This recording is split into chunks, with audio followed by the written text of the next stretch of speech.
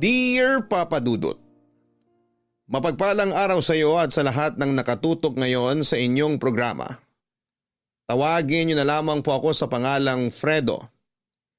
58 years old na mangyari ang kwento ko. Nakulong po ako noon dahil nadawit ako sa gulong kinasangkutan ng kumpare ko. Tinulungan ko kasi siya noon dahil pinagtutulungan na siya at bugbog sarado na. Pero noong araw na gumanti yung kumpare ko, doon na niya napuruhan ang kaaway niya. Hindi na ito umabot ng buhay sa ospital. Nang dakpin ako ng mga pulis at nakarating yon sa asawa ko ay inatake po siya sa puso. Doon na rin siya binawian ng buhay. Pareho kaming nakulong ng kumpare ko kahit na wala naman akong kinalaman. Mas mabigat lang ang hatol sa kanya pero matagal din akong nakulong.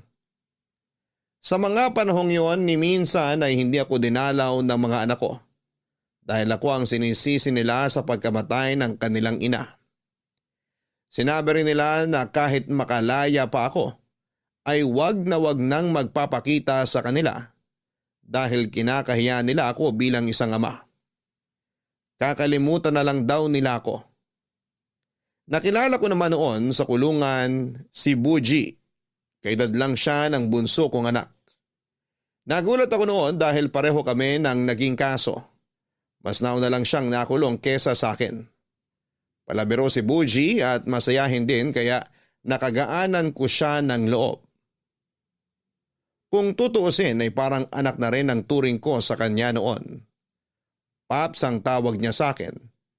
Napakasarap sa pakiramdam na nagkaroon ako ng isa pang anak sa katauhan niya. Hindi naging madali ang buhay ko sa loob pero pinili ko pa rin magpakatino para hindi na magtagal pa doon. Doon ko kasi napagtanto na totoo ang ibang napapanood ko noon sa pelikula tungkol sa mga nararanasan ng mga bilanggo. Naunang makalaya sa akin si Buji at nung ako naman ang lalaya, siya ang sumundo sa akin sa labas.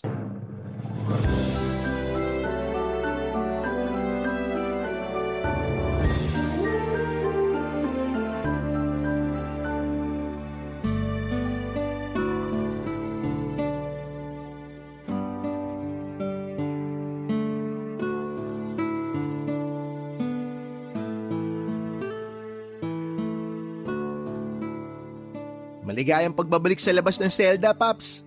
Buji, salamat sa pagsundo mo ha. Akala ko talaga lalabas akong tulala rito. Pwede ba naman yun? Salamat kasi tinupad mo talaga yung pangako mo nung huling dalaw mo sa akin. Siyempre naman, malakas ka yata sa anak-anakan mo. Ay, Paps, nagpaluto nga pala ako ng pansit sa bahay ha. Sabi mo kasi paborito mo yun kaya ayun, bumili ko kahapon ng mga rekado. Sakto rin kasi nagpresenta si nanay na magluto kanina kaya maaga ako nakaalis ng bahay para maghintay sa'yo dito sa labas. Nakakatuwa ka talagang bata ka. Teka, parang nagkalaman ka. Matik yun, Paps. Siyempre bumawi ko ng kain nung nakalaya na ako. Tsaka namiss ko rin mga luto ni nanay. Nga pala, sa'yo ba yung tricycle na dala mo? Sa tito ko to, Paps. Pinagamit sa akin para may pagkakitaan daw ako. Nagbaboundary na lang ako sa kanya para may kitain din siya kahit papano. Pero minsan, may extra din akong kargador sa palengke. Dami ko kayang racket. Kung gusto mo, Paps, isasama kita. Napakasipag mo talaga. Sakto lang naman, Paps. Pero teka, parang nangayayat kayo ha. Nagkasakit ba kayo bago kayo lumaya? Ako, magkakasakit. Sus, mahihiyang dumapo sa akin yung mga sakit-sakit na yan. Sa kapal ng libag ko, yung sakit na mismo ang matatakot. Alam ko naman na yung mga kagaya natin hindi na tinatablan ng mikrobyo pero mabuti na rin yung nag-iingat tayo. Alalahanin nyo, Paps. Babawi pa kayo sa mga anak nyo. Ano nga palang balak nyo, Paps, ngayong nakalaya na kayo? Ay, ang totoo niyan, hindi ko pa rin talaga alam. Hindi ko kasi maisip kung paano ko lalapitan yung mga anak ko. Naikwento ko naman sa'yo, di ba? Ayaw nila ako makita. Baka nga limot na ako ng mga yun O nga ganyo naman magpaka-negatron dyan, Paps. Pwede naman tayo magplano kung paano mo sila lalapitan Tsaka huwag kang mag-alala. Tutulungan naman kita. Salamat sa lahat, Buji. Hindi ko rin kasi alam kung anong gagawin ko paglabas kung wala ka rito ngayon. wala akong ibang matutuluyan. Siguradong itataboy din ako ng iba naming kamag-anak. Sa mga anak ko naman, wala pa akong mukhang maiharap sa kanila. Ano palang tawag nyo dyan? Puwet na tinubuan ng mga mata, ilong at bibig. Puro ka talaga kalokohan. Pero Paps, seryoso. Naniniwala ako na mapapatawa din kayo ng mga anak nyo. Pinagbayaran nyo na yung nangyari. Tsaka tingnan nyo naman. Hindi talaga kayo gumawa ng kalokohan sa loob kahit na sinasalbahin na kayo ng mga kasama natin dun. Alam mo namang ayoko nang magtagal pa ron. Kaya kahit gustong gusto ko nang manuntok, hindi ko ginawa. Malalim yung sugat na iniwan ko sa mga anak ko kasi nawalan sila ng ina dahil sa akin. Kaya hindi ko alam kung paano ako babawi sa kanila at kung saan ako magsisimula. Isa-isa lang muna kasi, Paps. Hanapin mo muna sila. Kapag alam mo na kung nasa na sila ngayon, tsaka tayo mag-isip ng susunod na hakbang mo kung paano mo sila lalapitan at makakausap. Kapag biniglaan mo sila, magagalit lang yung mga yun sa'yo. Tama ka. Pero kakailanganin ko talaga yung tulong mo para makalapit ako sa kanila pagdating ng tamang oras. Sus, no problem sa akin yan, Paps. Oh, sakay ka na. Para matikman na natin yung nilutong pansit ni nanay. Baka ubusan nila tayo sa tagal ng kwentuhan natin dito. O siya, sige. Gutom na rin naman ako. Paps, Bakit? fasten your seatbelts.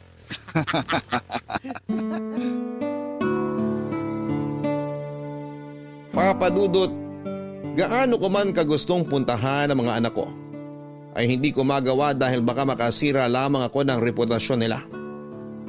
Inalam ko kung saan na sila nakatira at doon ko na nga po nalaman na pareho ng profesional ang mga anak ko. Maganda na ang buhay nila at ayokong masira yon. Kapag nalaman ng mga kakilala nila na kasama nila ang tatay nilang galing sa bilangguan. Ano man ang dahilan ng pagkakakulong ko, kriminal pa rin ang tingin sa akin ng ibang tao. Nakakalungkot man pero nagkasya na lamang muna ako noon sa pagtanaw sa mga anak ko mula sa malayo. Nalaman ko na teacher na pala sa isang pampublikong eskwelahan ang panganay kong si Andeng.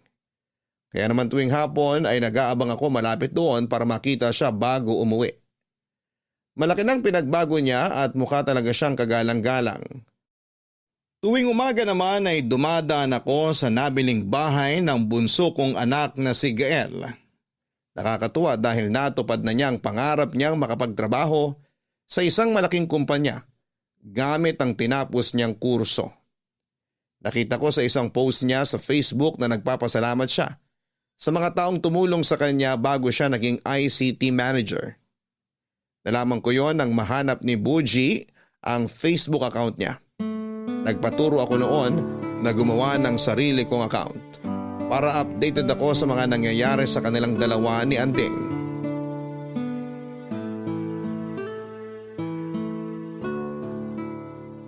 Uy, Paps, baka mamaya mapindot mo yung like dyan, ha? Mahuli ka pa ng mga anak mo na ini-stock mo sila. Ini-stock? Ni-stock, parang bilabantayan, minamatsagan, ganun. Ganito kasi yan, Paps. Kapag napindot mo kasi yung like dyan, makikita nila yun sa notifications. Pero pwede mo rin namang yan like. Ang problema, swertihan na lang yun kung hindi pa nakikita nung ini-stock mo. Delikado pala makapindot dito ng di sinasadya kung ganun. I-add friend mo na lang kasi sila, Paps. Hindi nga ako nagpapakita sa kanila tapos i-add friend ko pa. Ikaw talaga. Kumusta nga pala yung pagbisita mo sa kanila? Hindi naman ako nakalapit eh. Tinatanaw ko lang sila sa malayo. Alam mo yung pakiramdam na gustong gusto ko silang yakapin ng mahigpit. Tapos hihingi ako ng tawad sa kanila. Pero tuwing nakikita ko kung gaano nakaayos yung buhay nila ngayon nang wala ako, parang gusto kong umatras na lang.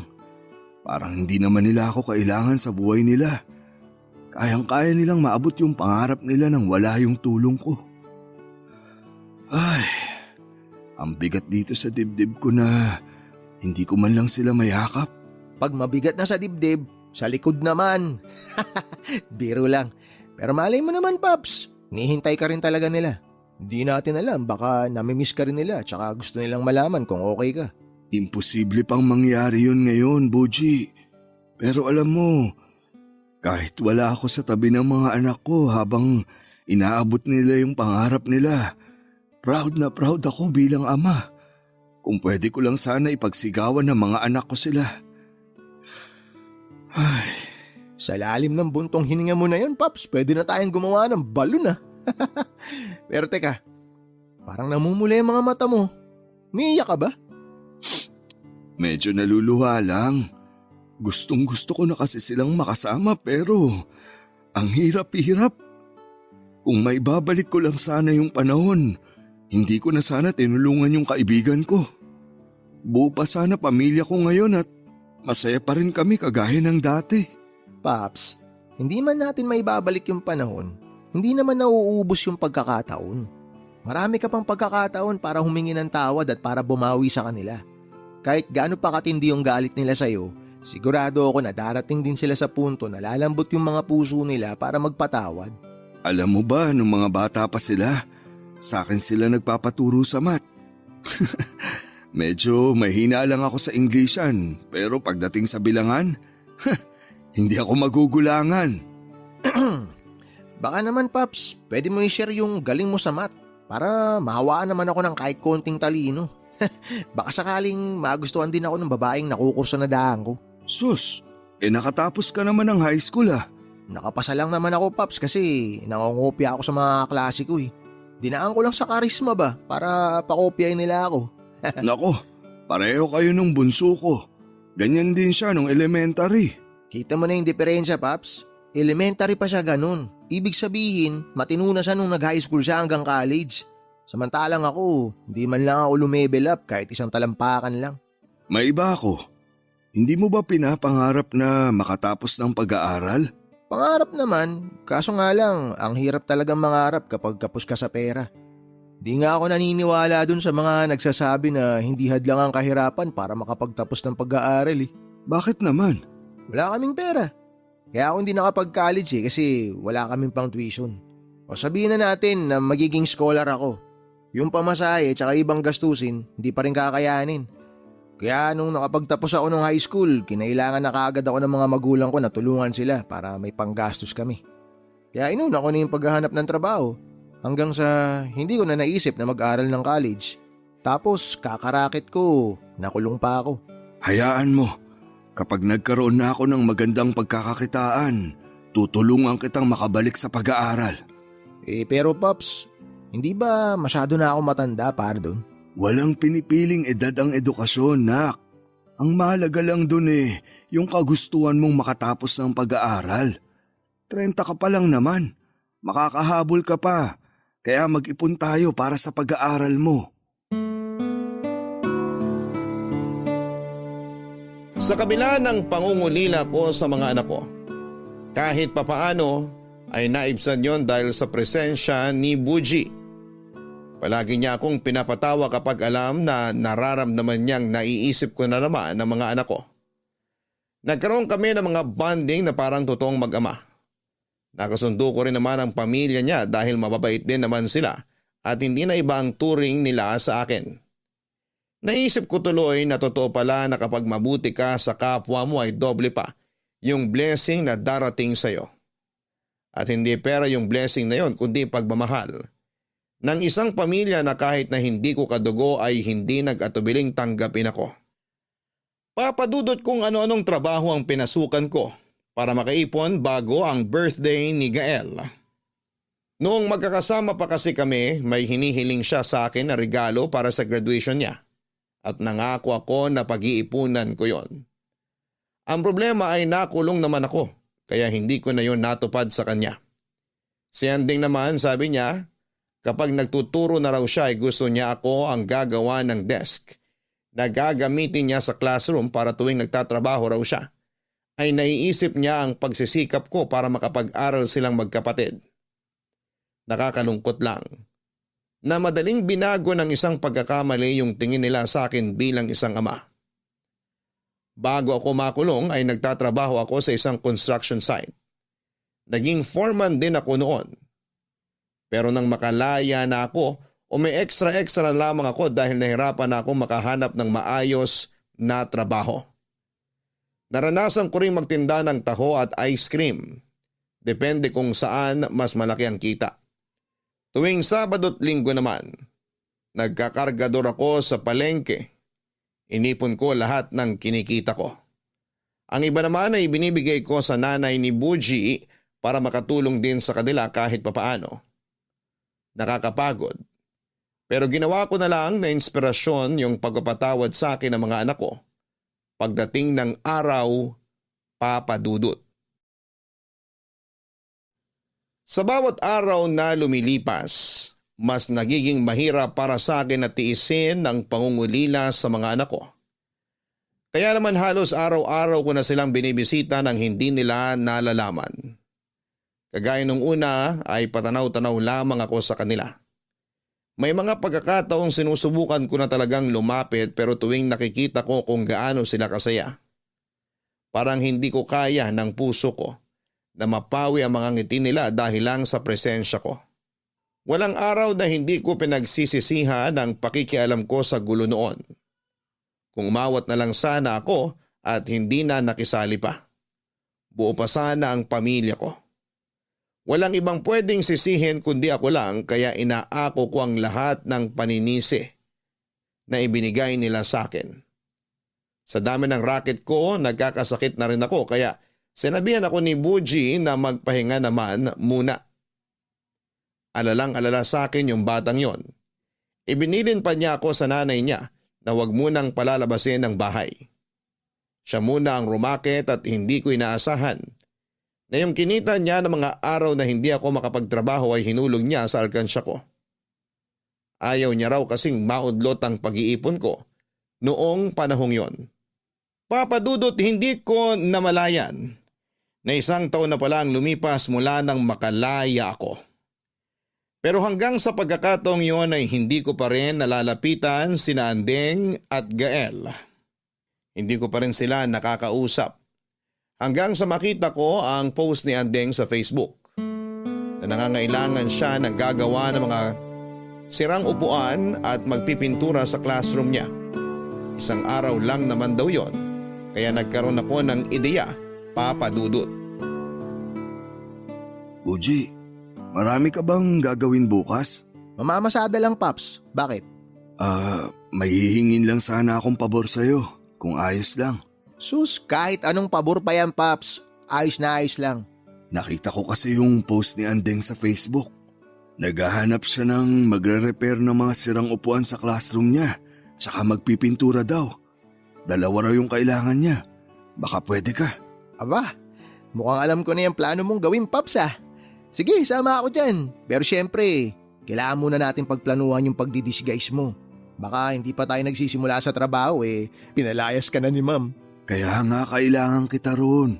Alam ko naman na matutulungan mo ko Wala talagang problema sa akin yan, Paps. Tutulungan kita. Pero may isang kondisyon lang sana ako. Ano yun, Nak? Kapag ginawa natin yun, ipangako mo sa akin na hindi mo na palilipasin ang 1 taon na hindi pa kayo nagkakausap ng mga anak mo. Naiintindihan ko naman na galit pa rin sila sa'yo hanggang ngayon. Pero hanggang kailan ka magtatago, Paps? Habang tumatagal na iniiwasan mo sila, mas lalo rin nilang nararamdaman na wala silang ama. Anak din kasi ako, kaya alam ko yung mga ganung pakiramdam. Kaya sana, hindi nyo na ito patagalin pa. Ay, tama ka. Kung yan yung kondisyon mo, sige, payag ako. Basta pagbigyan mo lang muna ako sa hiling ko sa'yo. Walang problema sa akin yan, Paps. Okay, sige, ganito gawin natin. Ako yung mag-a-apply kay Ma'am Andeng. Ate na lang itawag mo sa kanya. Naku, hindi pwede yun. Teacher siya, Paps. Tsaka hindi pa naman kami magkakilala talaga At higit sa lahat, kapag sinanay ko yung sarili ko na tawagin siyang ate, baka mabuko tayo sa plano natin kapag nagkita kami tapos tinawag ko siyang Ate Andeng. Diba? Naisip mo pa yun? O siya, ikaw nang bahala kung paano mo siya tatawagin. Okay, balik tayo sa plano, Paps. Basta, kapag nandun na tayo, ako lang yung kakausap kay Ma'am Andeng. Ha? At ikaw naman, lalayo ka sa kanya hanggat maaari. Ayos lang yun.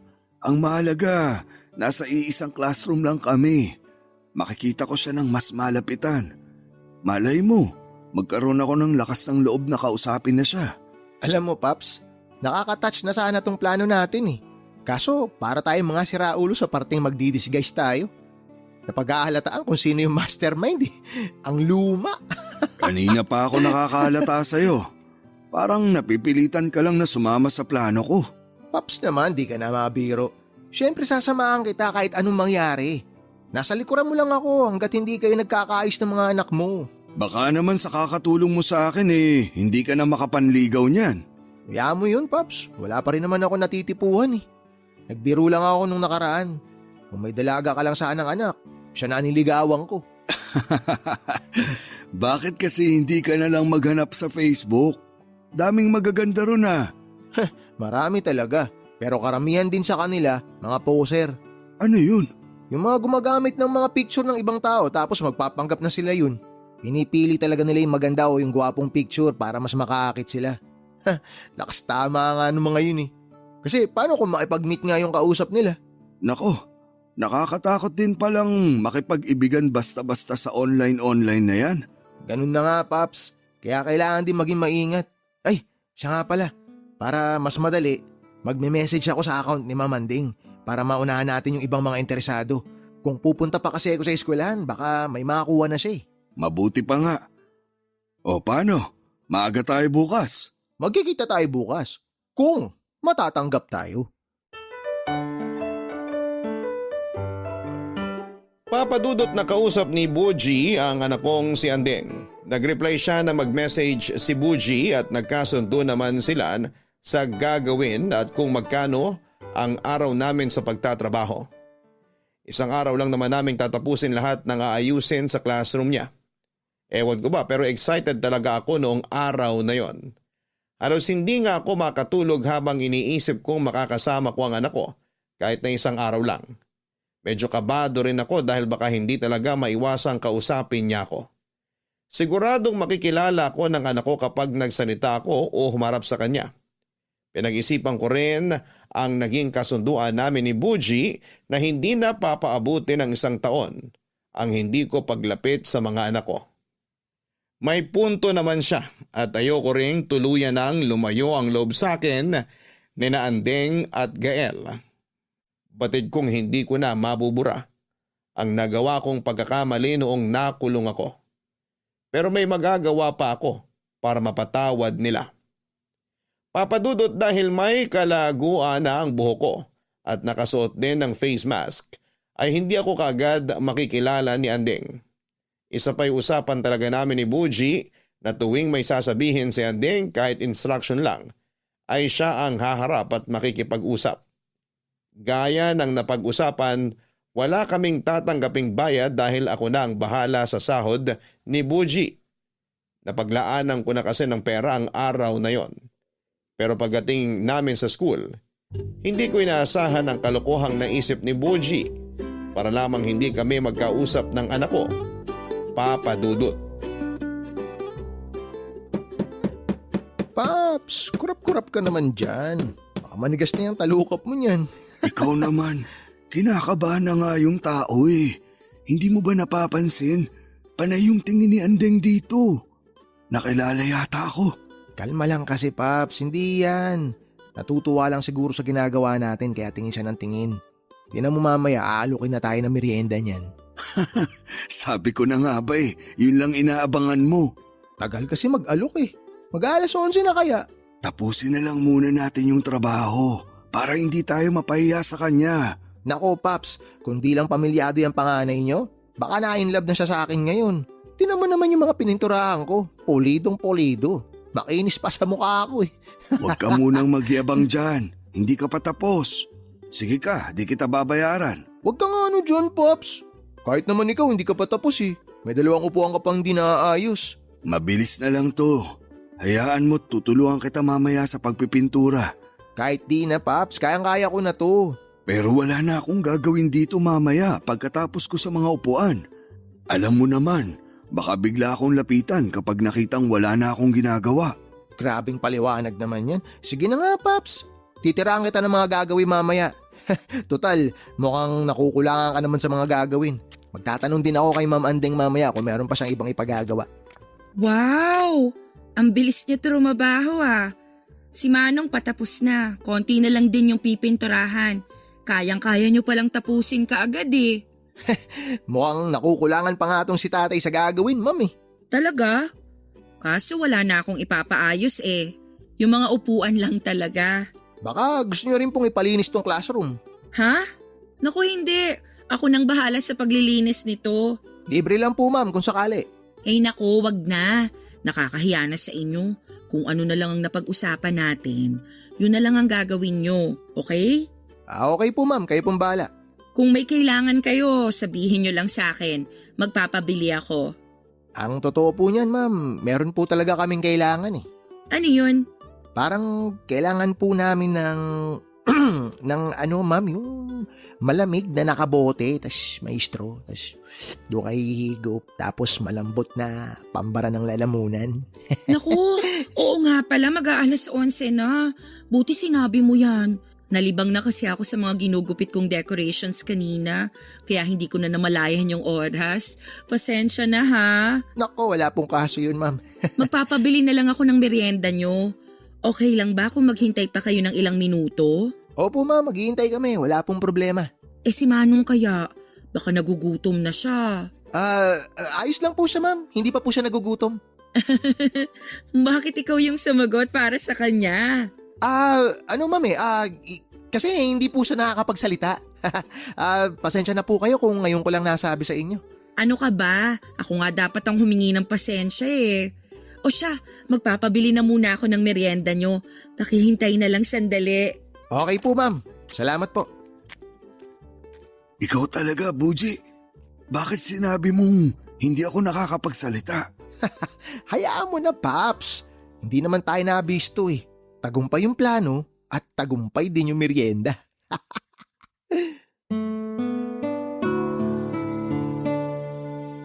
Papadudot hindi ko inaasahan na ganon pala ang maiisip ni Boji na dahilan para hindi ako makipag-usap kay Andeng.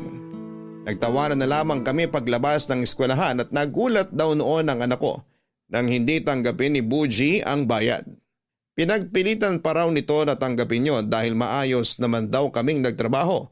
Pero malinaw ang usapan namin ni Boji kaya hindi niya yon tinanggap. Sa huli nagpasalamat na lamang si Andeng na hindi makapaniwalang libre lang ang serbisyo namin doon.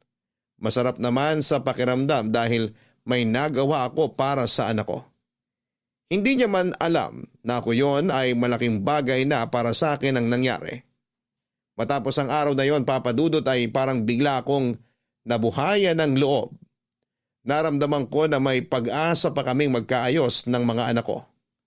At sa isang iglap ay parang naging handa na akong harapin sila. Hanggang sa dumating ang araw na naisipan ko nang puntahan ang bunso kong si Gael. Handang-handa na sana ako noon na kausapin siya. Pero pagdating ko sa bahay niya, wala naman akong naabutan dahil nasa trabaho pa siya. Sumilip-silip na lamang ako sa gate na hanggang balikat ko lang ang taas. Paalis na sana ako noon nang dumating ang isang pamilyar na sasakyan. Natulala na lamang ako noon, Papadudot, nang bumaba sa sasakyan si Gael at nakita niya akong nakatayo sa harapan ng gate ng bahay niya. Papadudot, hindi ko alam ang gagawin ko nang maabutan ko roon si Gael. Gusto ko naman talaga siyang makita pero hindi ko lang talaga alam kung ano ang magiging reaksyon ko sa muli naming pagkikita. Nagulat din siya nang makita ko, pero ramdam ko noon ang matinding galit sa mga titig at pananalita niya. Mabuti na lang at pinapasok niya ako sa bahay niya para magkaroon kami ng pagkakataon na makapag-usap. Aaminin ko na nanlalamig ako noon sa kaba habang kausap siya. Natatakot kasi ako na ipagtabuyan ng anak ko dahil masyadong masakit yon, lalo na't matagal na akong nangungulila sa kanila.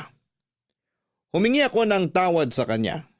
Ipinaliwanag ko ang totoong dahilan kung bakit ako nakulong, pati na rin ang dinanas ko sa kulungan. Sinabi ko rin na gusto ko makabawi. Nakinig naman siya pero wala siyang sinabi o naging reaksyon man lang. Kahit naluluhan na ako sa harapan niya. Hindi ako umangal dahil karapatan naman niyang maramdaman yon. Karapatan niyang magalit at kamuhian ako. Pero nagulat ako sa sinabi ng anak ko ng mga sandaling yon. Papayag raw siya na makabawi ako sa kanya. Sa isang kondisyon. Doon ako titira sa bahay niya at ako na ang mangangalaga roon. Sa madaling salita ay magiging all-around kasambahay niya ako. Papa Dudut.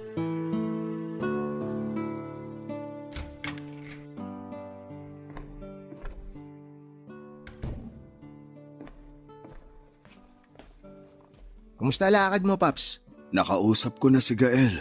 Talaga? O ano sabi niya? Gaya ng inaasahan ko, galit siya sa akin. Marami akong narinig na masasakit na salita. Sinumbatan niya ako sa pagkawala ng nanay nila at sa kahihiyang iniwan ko nung nakulong ako. Kung ganun, hindi pa pala kayo nagkakaayos? Pinaalis ka ba niya? Hindi. Gusto niya na doon na ako tumira sa bahay niya. Ayun naman pala eh. Konting lambing na lang yun. Mapapatawad ka na rin nun. Pero gusto niya akong patirahin doon. Hindi para makasama niya, kundi para maging kasambahay. Ha? Kasambahay? Pambihira sa edad niyong yan, gagawin pa niya kayong kasambahay? Ayos lang naman sa akin yun. Marami naman akong kayang gawin. Marami kang kayang gawin, Paps, pero tatay ka niya. Hindi ka naman ibang tao na nag-a-apply para mamasukan. Nasasaktan ako sa mga sinabi ng anak ko. Pero ito na yun eh. Ito na yung hinihintay kong pagkakataon na makalapit sa kanya. Sigurado na ba kayo dyan? Oo, kailangan ko makabawi sa kanya. At yun ang kondisyon na hiningi niya sa akin. Eh, hindi naman porke may kasalanan kayo sa kanya pwede niya na kayong alilain. Hindi naman niya ako aalilain, Nak. Kumbaga, ako lang yung mag-aasikaso sa bahay niya. Kasi busy siya sa trabaho. Tsaka wala rin naman akong gagawin kaya ayos lang yun. Kung bukal sa kalooban yung pagpapatawad, Paps, hindi niya na kayo kailangan pahirapan. Kung ano man yung nagawa niyo noon, napagbayaran niyo na yun sa kulungan. Sa gusto niyang mangyari, parang ikinukulong niya kayo uli. Ay, kung yun lang ang paraan para magkaayos kami ni Gael, titiisin ko na lang muna. Huwag mo kong alalahanin.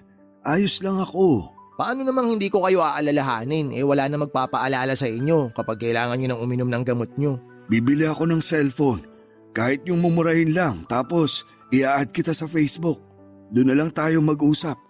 Paalalahanan mo ko lagi. Wala na akong kasabay kumain kapag ginagabi ako ng uwi. Pupunta-punta pa rin naman ako rito. Di naman kita mamimiss. Mukhang hindi nga. Ang bait naman kasi masyado ng bunso mo, Paps eh. Sa ngayon, iniintindi ko na lang muna siya kasi alam kong puno pa siya ng galit. Alam mo, Paps, gets ko naman talaga siya dun sa galit niya.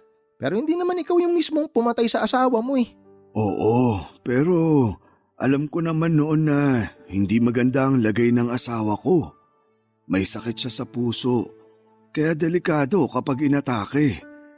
Sana naisip ko yun bago ako nakisali sa gulo. Natulungan ko nga yung kaibigan ko. Nawala naman sa akin yung pamilya ko. Sa kagustuhan kong patunayan na isa rin akong mabuting kaibigan. Napabigat naman ang naging kapalit ng nangyari. Sorry, Paps ha, pero hindi naman napapatunayan ng pagkakaibigan sa pagdamay sa gulo. Mas maganda siguro kung inawat nyo na lang sila nun. O kaya humingi kayo ng tulong. Hindi ko na yun naisip nun kasi nagkakagulo na. Nadala ako ng emosyon ko nung nakita kong bugbog sarado na yung ninong ni Gael. Ang kaso, nabugbog din kayo dun sa loob. Naranasan nyo pa na dapuan ng malalaking lamok. Yung mga lamok na hindi na tinatabla ng katol.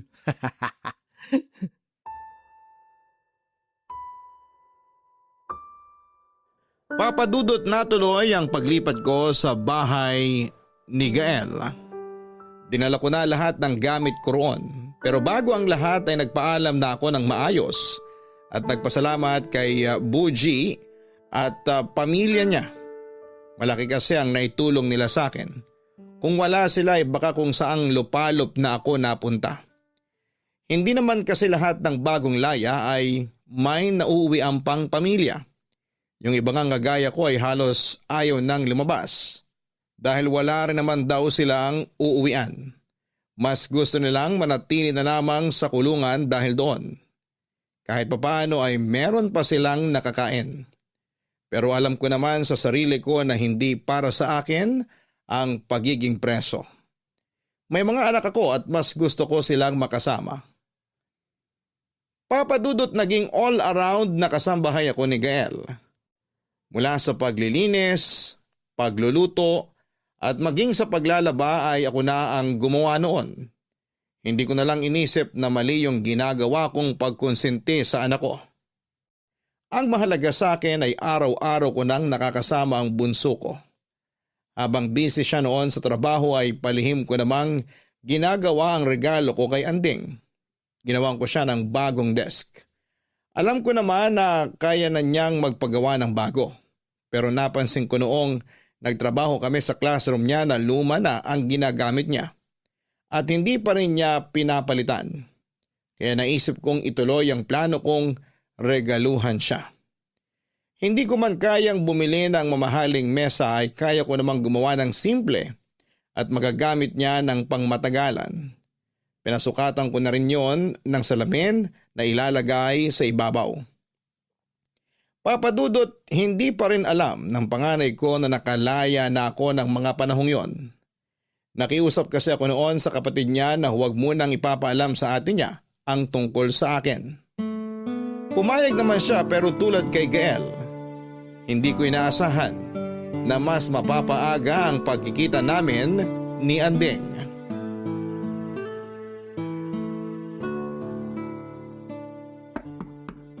Mukhang may bisita si Gael ah. Ay, nakakahiya naman. Hindi pa ako tapos maglinis ng bahay. Sandali lang! Sino po sila? Anding? Tay? Nakalaya na kayo? Oo. Pasok ka, anak. Si Gael, nasan siya? Pumasok na ako kasi nakabukas naman yung gate. Sinadya kong hindi isara yung gate. Maglalabas kasi ako ng mga basura. Nasaan nga po si Gael? May pinuntahan lang sandali. Pabalik na rin yun. Eh kayo, anong ginagawa nyo rito? At saka kailan pa kayo nakalaya? Hindi man lang talaga sinabi sa akin ni Gael. Huwag ka sanang magagalit sa kanya. Ako yung nakiusap na huwag na munang ipaalam sa'yo na nakalaya na ako. Bakit? Para makapagtago kayo? At makatakas sa kasalanan nyo sa akin? Anak, hindi ako nagtatago. Pinagbayaran ko na yung kasalanan ko sa kulungan. Kaya ngayong laya na ako, gusto kong pagbayaran naman sa inyo yung pagkukulang ko bilang ama. Hindi lang pagkukulang bilang ama yung kailangan ninyong pagbayaran. Pati yung pagkamatay ni nanay. Kung hindi dahil sa inyo, buhay pa sana siya. At nakakasama pa namin ni Gael. Patawarin niyo sana ako, anak. Hindi ko naman ginustong mawala ang nanay niyo. At sising-sisi na ako sa ginawa ko. Kahit 1,000,000 beses ka pa magsisi sa ginawa mo noon, hindi mo na maibabalik ang buhay ni nanay. Alam ko, anak. Pero nandito na ako. Sabihin mo naman sa akin kung anong pwede kong gawin para mapatawad mo na ako. Kahit ano, gagawin ko para sa'yo. Alam nyo, mas matatanggap ko pa kung hindi ka nalang nakalaya. Pero gusto ko pang makalaya, anak. Gusto ko pa kayong makasama. Hindi nyo na kami makakasama. May sarili na akong pamilya, kaya hindi na kita kailangan sa buhay ko. Si Gael, sa tingin nyo ba, patatagaling ka niya rito? Kapag nakabalik na yung asawa at anak niya, baka paalisin ka rin niya. Pero bakit wala rito yung asawa at anak niya? Labas na kayo ron. Sinabi niya sa akin na kung gusto kong bumawi, magagawa ko yun kapag pumayag akong maging kasambahay niya rito. Mabuti na rin niya nang may pakinabang ka naman sa kanya kahit papano. Pero kung sa akin lang, hindi uubra yan. Kahit isang daliri mo lang sa paa, hindi makakapasok sa bahay ko. Ay, naiintindihan kita, anak. Naiintindihan ko kung saan nanggagaling yung galit mo. Kaya sige lang, hindi ako magagalit sa'yo. Dapat lang, kasi wala naman po kayong karapatang magalit. Pasalamat nga kayo. Nasisikmura pa kayo ni Gael na makasama kayo rito. Kahit na mas matindi pa yung galit niya sa inyo kaysa sa akin. Pero kung ako yung tatanungin, ayoko nang makita ka ulit. Ayokong malaman ng ibang tao na may tatay akong galing sa kulungan. Anak, sana bigyan mo ko kahit isa pang pagkakataon.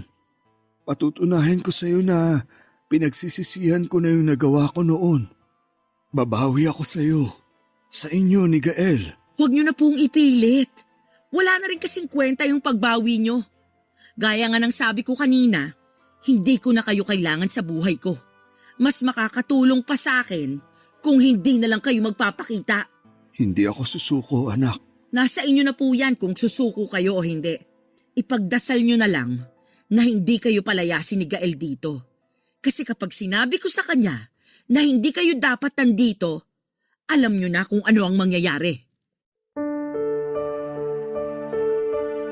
Papa Dudut, hindi naman ako iyakin pero matapos ang pagkikita namin yon ng panganay ko ay tumulo ang luha ko. Pinigilan ko lamang yon nang magkaharap pa kami dahil hindi siya sanay na nakikita kong ganon kaemosyonal. Pero dahil sa mga narinig ko ay hindi ko na napigilan. Masyadong masakit ang mga narinig ko.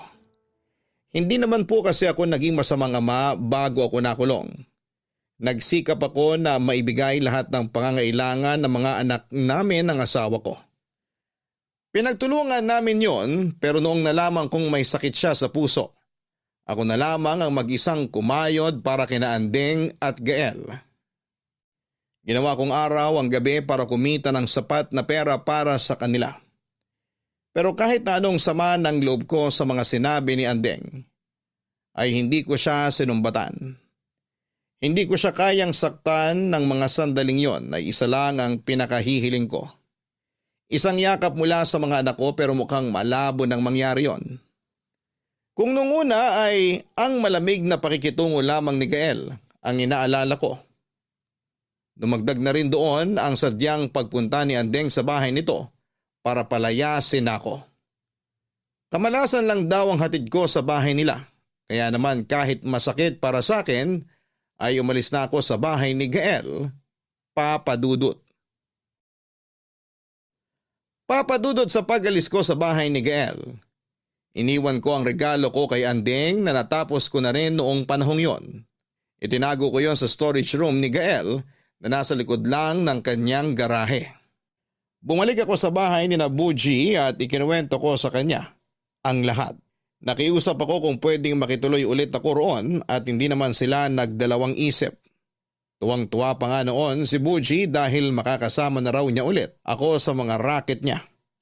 Hanggang isang araw may kapitbahay kami na nagaya sa akin na sumama sa pangingisda. Ang kaso ay kailangan namin doon muna maglagi sa Bataan. Medyo may kalayuan pero malaki naman daw ang partehan kaya nagpaalam ako ulit kina Buji.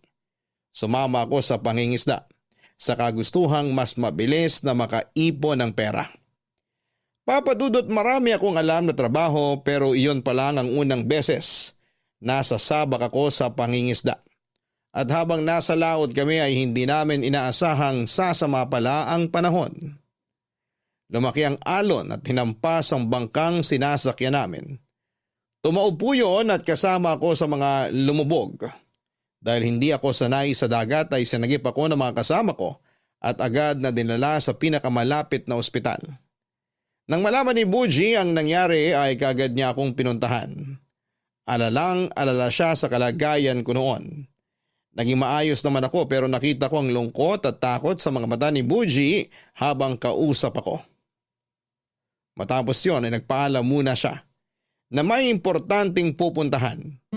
Pero ang hindi ko alam ay habang naroon pa ako sa ospital ay pinuntahan na pala niya ang anak kong si Andeng, Papa Dudut.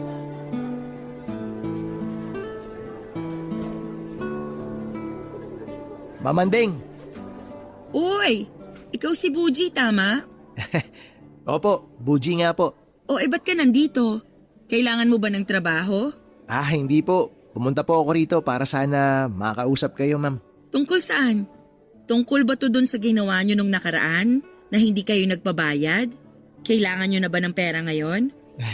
Isa-isa lang po, Mamandeng. Mahina po kalaban eh. Ikaw talaga? Pero ano nga yung sadya mo sa akin?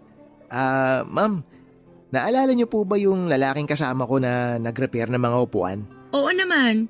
Naalala ko pa si Manong. Kumusta na nga pala siya? nasa ospital po siya ngayon eh. Ha? Anong nangyari sa kanya? Sumama po kasi siya ng mga isda. Tapos inabutan po sila ng sama ng panahon sa laot kaya tumaob po yung bangkang sinasakyan nila.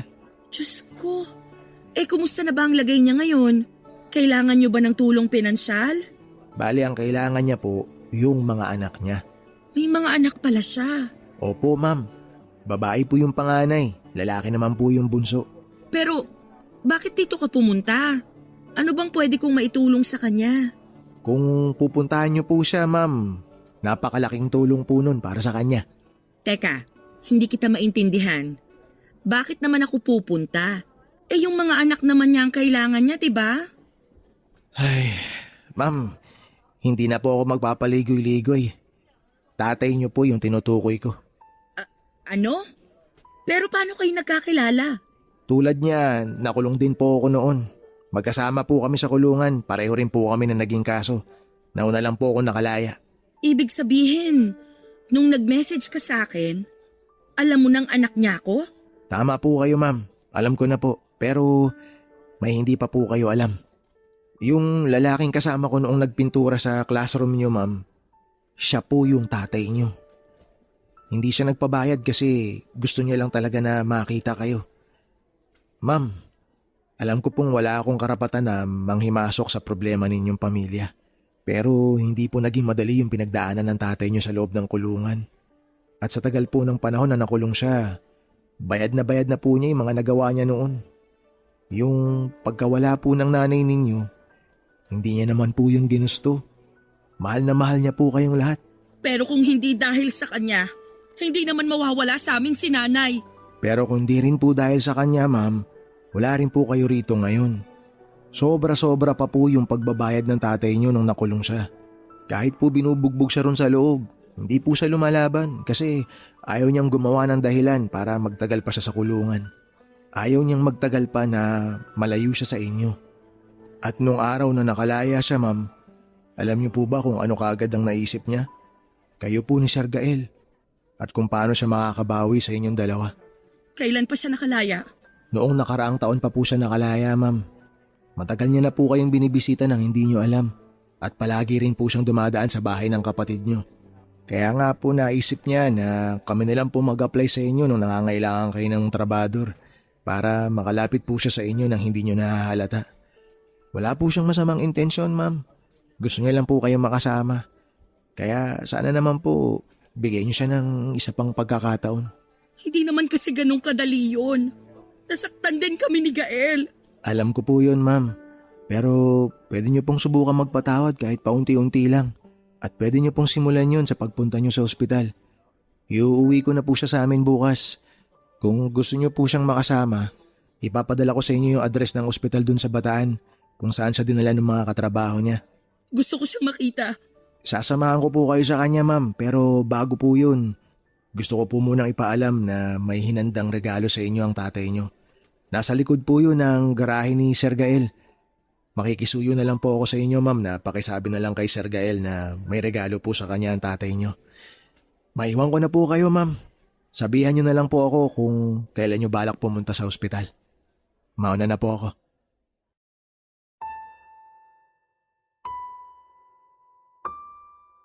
Papadudot nang i-discharge na ako sa ospital ay napansin kong kakaiba ang ikinikilos ni Buji. Hindi siya mapakali at panay ang tingin niya sa cellphone niya. Tinanong ko siya kung ano ang problema pero wala naman siyang sinabi. Hanggang sa nagulat na lamang ako nang maabutan ko si Nandeng at Gael sa lobby ng hospital. Naghihintay sila roon at maluha-luha nang makita ko naglalakad kasama si Buji. Takang-taka ko noon kung paano nila nalaman na nasa ospital ako. Inamin naman sa akin ni Buji na siya ang nagsabi kina Andeng na nasa ospital ako at lalabas na rin ang araw na yon. Papadudot, hindi ko may paliwanag ang sayang naramdaman ko ng mayakap ang dalawa kong anak. Natatawa pa akong biniro ni Gael na laya na ulit ako at sa pagkakataong yon, hindi na sa kulungan kundi sa ospital. Muli akong napaluhan ng humingi ng tawad sa akin ng mga anak ko dahil ako ang sinisisi nila sa pagkawala ng kanilang ina. Wala naman daw talagang may gusto sa mga nangyari. Nagpasalamat din sila sa hinanda kong regalo. Tuwang-tuwa ang bunso ko sa pinag-ipunan kong branded na sapatos kahit na alam kong kaya na niyang bumili ng ilang piraso noon. Si Anding naman daw ay halos ayaw gamitin ng desk dahil gusto niya raw ingatan yon. Iuwi sana ako ni Buji sa bahay nila pero nakiusap sa kanya si Anding na kung pwede ay doon na muna ako sa bahay niya para magkaroon kami ng oras na makapag-bonding. Pumayag naman si Buji at nakilala ko ang asawa ni Anding at ang dalawa kong apo sa kanya. Yung isa ay grade 1 na at yung bunso naman ay hindi pa nag-aaral. Sobrang saya ko ng panahong yon.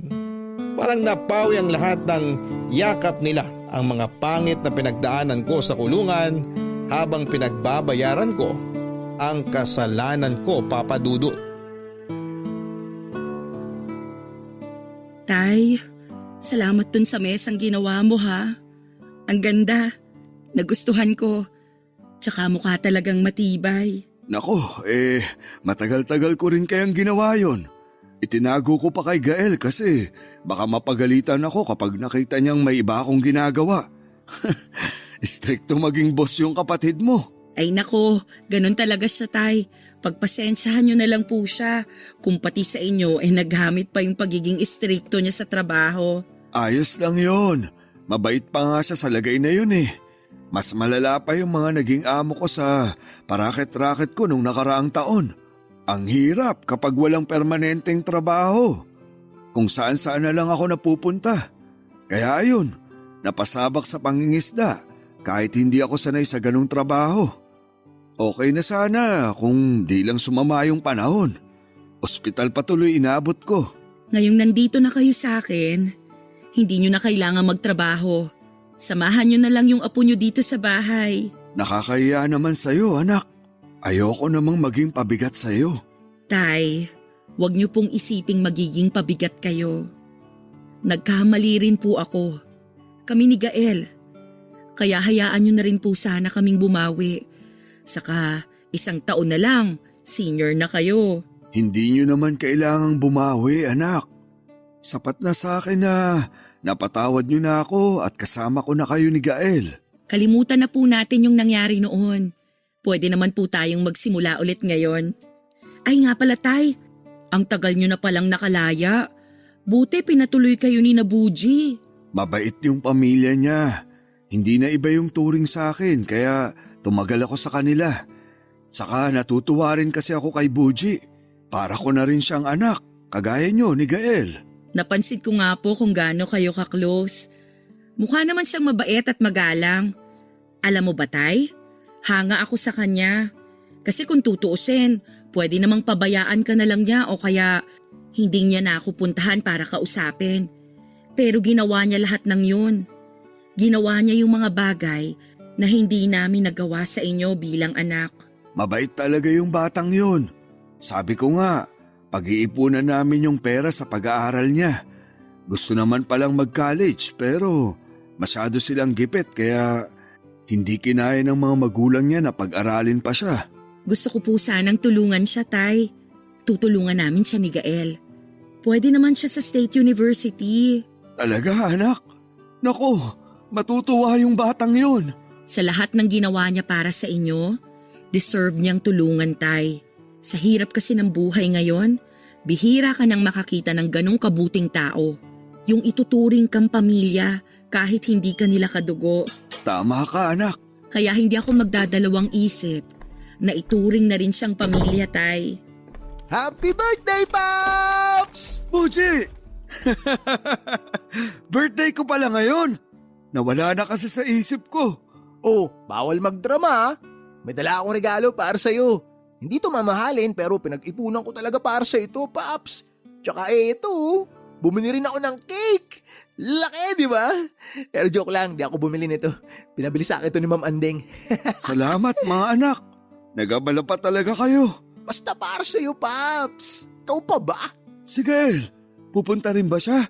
Parating na rin si Gael, tay. May dinaanan lang. May sorpresa siya sa'yo. Excited ka na ba? Kahit walang sorpresa, excited pa rin ako kasi makakasama ko kayong tatlo.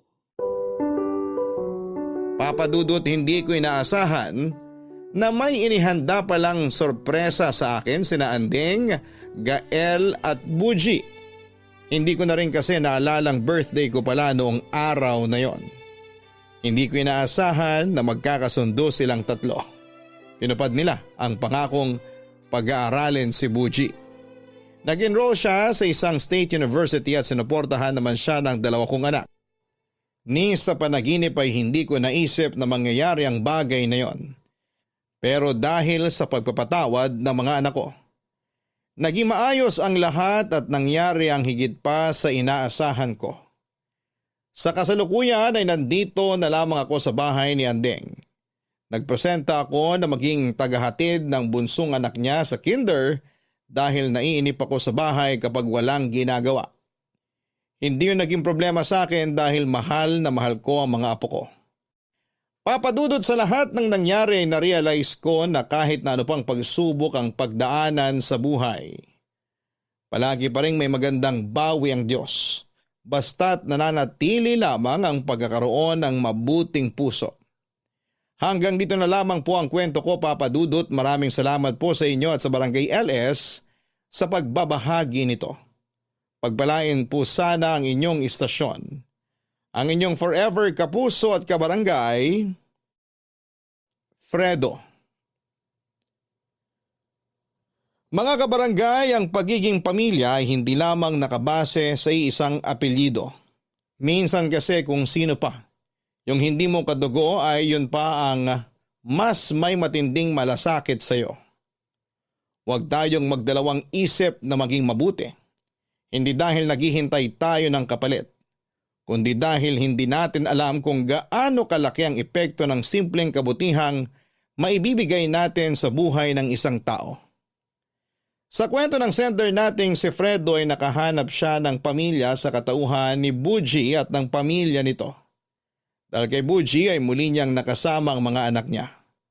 At nang magkapatawaran sila ng kanyang mga anak ay mas lumaki pa ang kanyang pamilya. Bagay na hinahangad rin ang karamihan sa atin. Hindi kasi lahat ay nakakaranas ng pagmamahal mula sa isang pamilya. Pero hindi ito imposible kung marunong tayong makipagkapwa at palaging mabuti ang intensyon sa iba. Hanggang sa muli, ako po ang inyong si Papa Dudut sa mga kwento ng pag-ibig, buhay at pag-asa sa Barangay Love Stories number 1. Dear Papa Dudut, magandang araw po sa inyong lahat at sa lahat ng mga nakikinig sa Barangay Love Stories. Palagi po ako nakikinig sa Barangay LS, lalo na't bago ako sa school. Ako po si Jim, 20 years old na po ako sa ngayon at nasa 3rd year college na. Nangyari ang kwento ko last year. Nag-iisang anak lamang po ako at maaga pong nabiyuda ang aking nanay. Bata pa po ako noong mawala ang tatay ko. Mama Jello ang tawag namin sa mama ko. 46 years old siya noong nangyari ang kwentong ito. Napakabait po ng nanay ko. Hindi na po siya nag-asawa at sa akin na lamang ibinigay ang lahat ng atensyon. Hindi naman po siya mahigpit at malaki ang tiwala niya sa akin. My best friend po ako at hindi naman po imposible pero nang yayari naman po na magkaroon ng babaeng best friend ang isang lalaki. Siya po si Jean at nagsimula ang pagkakaibigan namin mula pa noong 1st year high school kami. Hindi namin alam kung bakit nag-click kami ng ganon kabilis. Ako ang tagapagtanggol niya at siya naman ang tagapagtanggol ko. Wala pong emosyonal na damdamin ang nabuo o nabubuo sa amin. Mas tinuturing namin ang isa't isa bilang magkapatid. Kaya nang magkolehiyo kami ay napagkasunduan namin na mag-aral din sa isang eskwelahan at kunin ang kurso na totoo naman na gusto namin para sa sarili namin. At hindi dahil pinakikisamahan namin ang isa't isa. Mascom po ang kurso namin at pareho kami ng major. Si Jean po ay anak ni Papa Ton.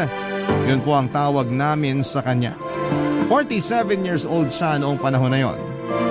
Hindi namin alam ni Jean kung dahil ba sa parehong estado ng magulang namin kung bakit kami nagkasundo. Dahil si Papaton po ay maagang nabiyudo at hindi na din nag-asawa. At siya na lang din ang solong bumuhay at nagpalaki kay Jean. Gaya ng mama ko ay napakabait ni Papaton. Tanggap din nila ang pagiging magkaibigan at halos magkapatid namin ni Jean.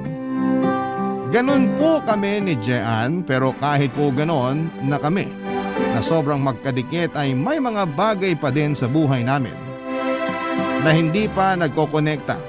At yan po ang ikukwento ko sa inyo, Papa Dudut.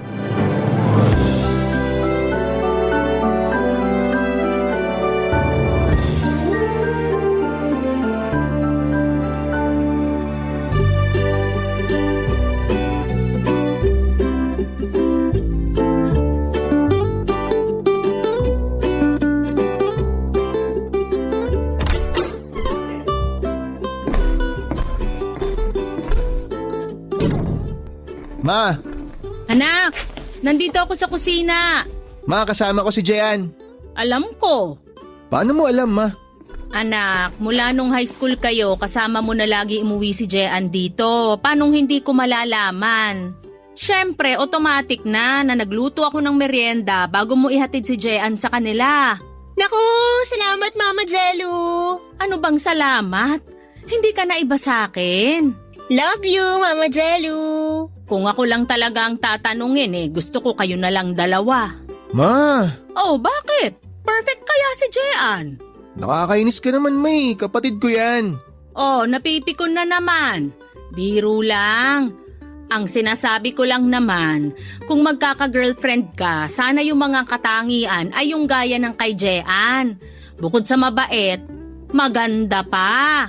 Mana kasi ako sa inyo, Mama Jello. Ayan na nga bang sinasabi ko Huling-huli mo talaga ang kiliti ko Totoo naman po. Kayo nang naging nanay ko mula nung magkakilala kami ni Jim. Dahil din siguro sa inyo kaya kami naging mag-best friend yung pangit na yan. Lah, kay mama ako nang galing, so kung pangit ako, pangit din si mama. At pangit ka rin kasi di ba sabi mo, sa kanya ka nagmana? Nako, tigilan nyo na nga yan. Mamaya mag-away na naman kayo. Lakas kasi mang inis niyan eh. Bakit? Sino kaya una nagsabi ng pangit? O bakit ka nagagalit? Totoo ba? Hello, ang gwapo ko kaya. Totoo naman. Sigurado ako ng dami nagpapakyut sa'yo ngayong college ka na, no? Naku Mama, may kwento ako. Hoy, tumigil ka ah. Huwag mo ikukwento yun. Bakit ba? Hayaan mo nga siyang magkwento.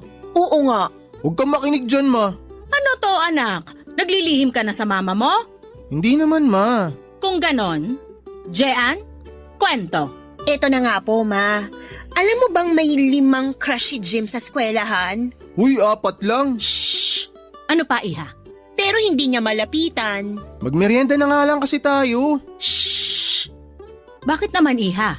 Ano pa po ba? Natutorpe. Tinulak ko na nga po minsan eh.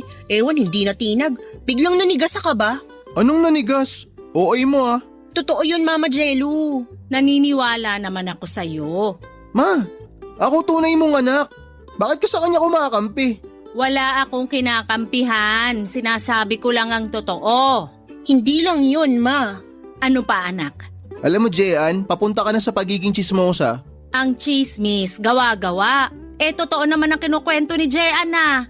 Sige, ganyanan na. Humanda ka mamaya kay Papa Ton. Ikukwento ko yung crush mo.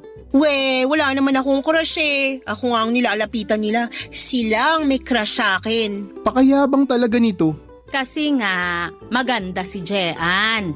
So, pangit nga ako, ma. Hindi ka pangit, kundi torpe. Alis na nga ako. Hoy, saan ka pupunta? Dito ka nakatira. Doon na ako kay Papa Ton. Kayo na lang ang maging mag-ina. Napakapiko naman itong anak ko na to. Ganyan yan, Ma. Gatong ka talaga no? Tama na yan, tigilan na natin ang kwentuhang to. Tara na sa kusina at kumain ng merienda. Mabuti pa nga, Ma. Talagang mabuti pa nga. Nagutom ako sa inis. Mawawala ang inis mo kasi ginataang bilo-bilo ang niluto ko. Wow, favorite! Wow talaga? Ako kaya may favorite nun. Kaya nga, wow, favorite! Mo.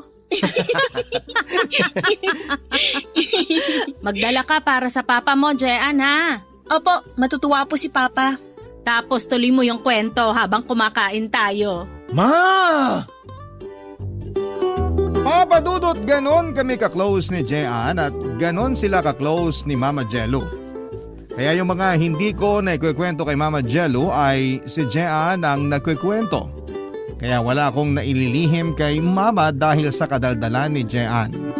Sa eskwelahan ay hindi ako tinatantanan ni Jean at sobrang concern niya sa akin ay kinukulit niya ako na kausapin at ligawan ko na ang mga crush ko. Dahil nga sa pinanghihinaan ako ng loob ay hindi ko naman nagagawa kaya magugulat na lamang ako minsan na nakikita ko si Jean na kausap ang mga crush ko. At saka kinukwento sa mga ito na crush ko nga sila. At pag nalalaman niyang hindi ako gusto ng crush ko ay sinasabihan niya agad ako na maghanap na ng ibang crush. Kesyo hindi daw kami bagay ng mga crush ko. Pero sinasabi niya lamang yon para huwag akong masaktan. Minsan kinakapalan ko ang mukha ko at inuunahan na si Jean na kausapin ng iba ko pang mga crush. Kaso masakit pag sinasabing hindi nila ako gusto. Siyempre si Jean ang sasabihin naman na may mas deserving na girl para sa akin. Alam kong pinagagaan niya lamang ang loob ko na somehow ay nakakatulong para maka-move on ako kaagad. Papa Dudut.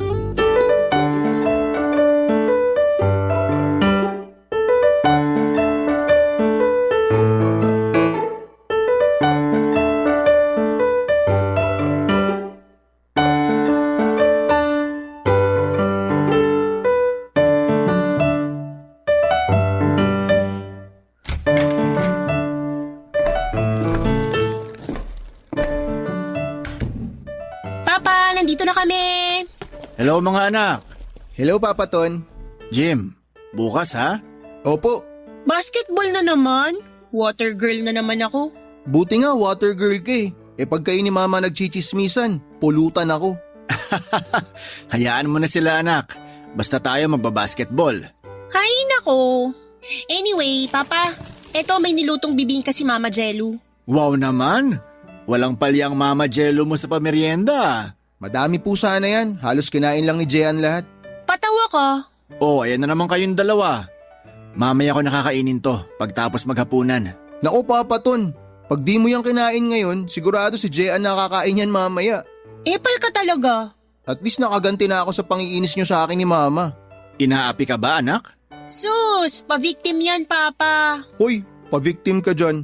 Opo, Papa Ton, inaapi nila ako. Kawawa po ako sa kanila ni Mama. Jean? Kinukwento ko lang naman ang mga crush nun sa eskwelahan. Jim anak, bakit hindi mo nakukwento sa akin yan? Kaya nga po, torpe. Jean, walang torpe. Meron po, Papa. Ayan, kaharap mo. Kita mo na pa, ganyan yan. Jean, wag mong ganyanin si Jim. Paghihinaan niya ng loob lalo. Dapat sinusuportahan mo siya. Hindi naman po, Papa. Sinusuportahan ko naman po siya eh. Opo, Papa, suportado naman ako ni Jean. Yan, ganyan nga. Dapat ganyan na magkapatid.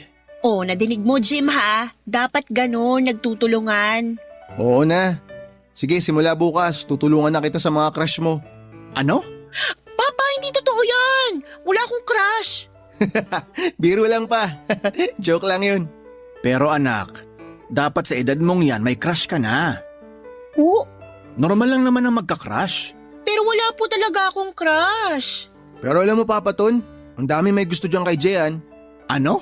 Papa, yung totoo. Okay lang ba na magka-crush o hindi? Siyempre okay lang. Sa'yo, kasi lalaki ka. Pero sa amin mga babae, hindi. Lola, ikaw ba yan? Ang tanda ng utak ah. Oo nga naman anak. Sabi ko nga normal lang yon. Pero dapat sinasabi mo sa akin. Papa, unang-una, wala nga akong crush. Sila ang may crush sa akin. Pangalawa, kung magkaka-crush man ako, dyan pa lang kay Jim salang-sala na. Talaga? Matapos salain ni Jim, kikilatisin ko muna. Para namang sinasabi niyo din na wag na akong magka-crush. Hindi ganon anak. Ganun, Papa. Yang si Jim, tumingin pa lang yung lalaki, ang dami ng sinasabi. Siyempre, iimbestigahan ko sila para alam ko kung mabuti silang tao. Very good anak. Ay, alam nyo ganito na lang. Sasabihin ko na lang sa inyo pag may nagugustuhan na ako. Teka anak, crush pa lang ang pinag-uusapan natin. Ano yung nagugustuhan na sinasabi mo? Iba yung crush sa gusto. Kasi crush is paghanga. Wow, ang lakas makaslambok. Talaga? Oh, tama na nga yan at baka magkapikunan pa kayo. Walang kampihan dito. Okay lang, Papa. Naiintindihan ko naman na gusto mo talagang magkaroon ng anak na lalaki. Uy, nagsiselos. Nagsiselos ka, anak? Hindi po. Kasi si Mama Jello naman na gustong magkaanak ng babae ang kakampi ko. Ayun, inamin mo rin na nagkakampihan nga kayo ni Mama. Bakit? Kayo din naman ni Papa. Tama na yan. Wala ako ni isang paborito sa inyo. Kasi paborito ko kayong pareho. Kaya kainin mo na yung paborito mong kakanin at baka makain ko pa. Sabi na nga be, ikaw talaga titira sa pasalubong ni Papa. Jim, nandyan na yung itinabi kong paksiw. Dalhin mo na. Ulam nyo ng mama mo mamaya. Wow, salamat Papa Ton. Ito nga po pala yung pinaglagyan ng minudo kahapon. Salamat daw po, sabi ni Mama. Nako, salamat din sa mga merienda ka mo. Uwi na po ako. Baka maikwento ko pa si Edmond eh. Sino si Edmond? Uy, wala yun, Papa. Umalis ka na nga, Jim, kung ano-ano sinasabi mo. Sige po, uwi na ako. Bye-bye.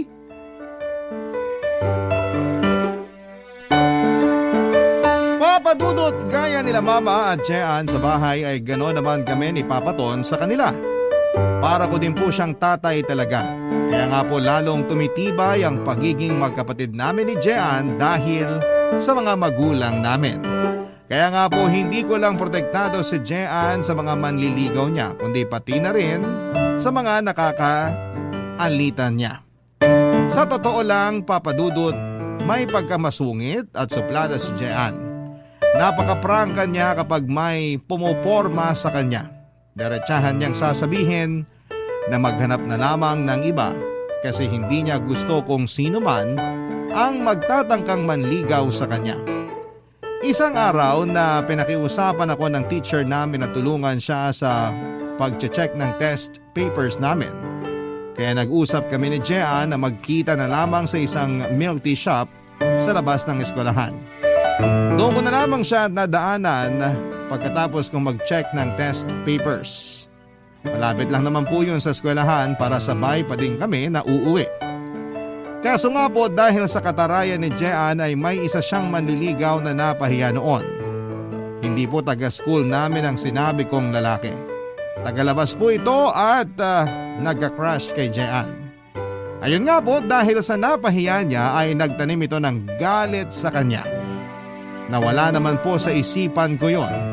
Kaya naman Papadudot nang lumabas na si Jean mula sa eskwelahan para pumunta sa milk tea shop, ay inabangan pala siya ng lalaki sa labas, Papadudot. Barangay Love Stories. Barangay Love Stories.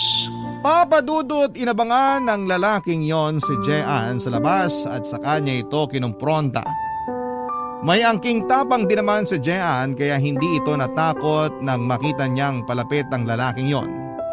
Mabuti na lang po ay napakwento si Jean sa isa naming kaklase.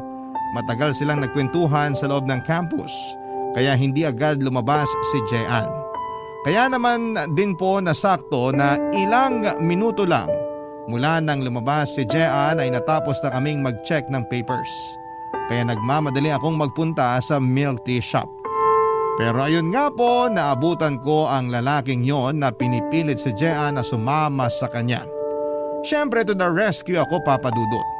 Kaso ang hindi ko na-anticipate ay malapit lang doon nakatira ang nasabing lalaki. Kaya may mga kasama pala ito na nakakalat lamang sa paligid. Kaya ang ending ay nakuyog ako. Si Jean naman ay hindi makaawat o makatulong dahil hawak naman siya ng lalaking yon. Iniwan na lamang nila ako nang matumba na ako sa kalye. Agad akong nilapitan ni Jean para tulungan. Gusto niya akong dalhin sa ospital pero sinabi ko sa kanya na sa kanila na lamang kami tumuloy.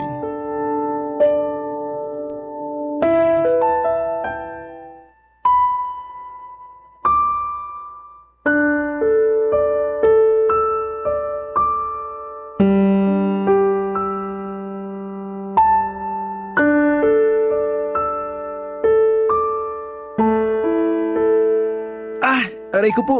Sorry. Tiis lang anak. Mahapdi talaga to. Papa, anong mangyayari sa kanya? Huy, pasalang to. Huwag kang OA. Sa katawan mo ba walang masakit? Meron yan, Papa. Ginulpi siya eh. Ano ba? Concerned ka ba o inaasar mo ako? Nakakainis ka. Bakit naman kita aasarin? Nagulpi ka nga. Bunganga mo anak. Totoo naman, Papa. Nandun ako't kitang-kita ko. Hello? Lumaban naman ako. Marami lang sila. Mga traidor yun. Ang dami nila tapos hinawakan pa ako. Kung nakabitaw lang ako, nakatikim lahat sa akin yun.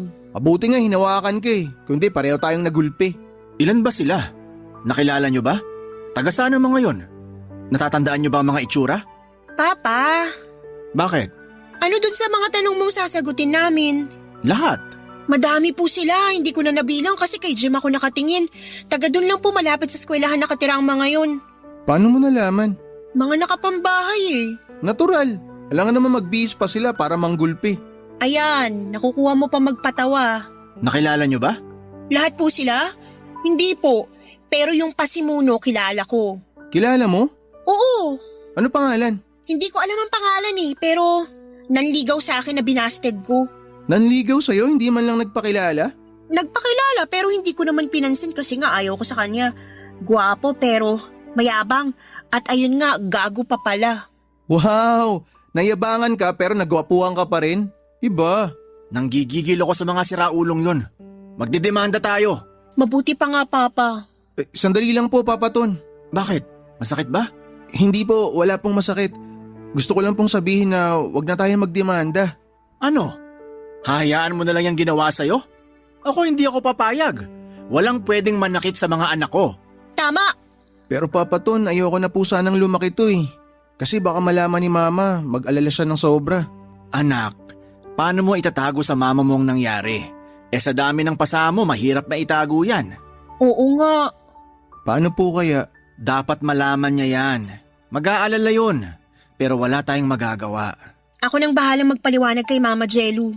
Sasamahan ko kayo. Wag na, Papa Ton. Ako na lang po uuwi. Sasamahan kita. Wag na. Lalong ikaw ang wag sumama sa akin pa uwi. Baka lalong magpanik yun si Mama kapag detalyado mong kinuwento yung nangyari. Pero dapat niyang malaman. Ako na lang ang magsasabi. Kasi baka mas mag-alala yun pag ang dami kong kasama. Sige, nirerespeto ko ang pasya mo. Pero hindi natin palalampasin to. Magdedemanda tayo. Tama. Sige po, pero kakausapin ko po muna si Mama. Sige anak, kung yan ang pasya mo. Hatid kita. Wag na nga. Pag hinatid mo ako, uuwi ka mag-isa. Baka mamaya nasundan tayo ng mga yun. Ako na ang maghahatid sa'yo. Ewan ko lang pag nakita ko silang sinundan ka. Kahit hanggang sa malapit lang sa inyo kung ayaw mo makita ni mama mo na may kasama ka. Salamat, Papa Ton. Sigurado kang ayaw mo ako maghatid sa'yo? Wag na nga sabi, ang kulit nito. Tsaka kilala kita, panalo ka magdetalye. Baka ultimo yung kurot sa akin, may kwento mo pa kay Mama. May kumurot sa'yo?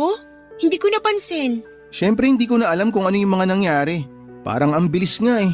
Kasi natauhan na lang ako nung tinatayo mo na ako. Ganun talaga anak. Bakit pa? Nagulpi na din ba kayo?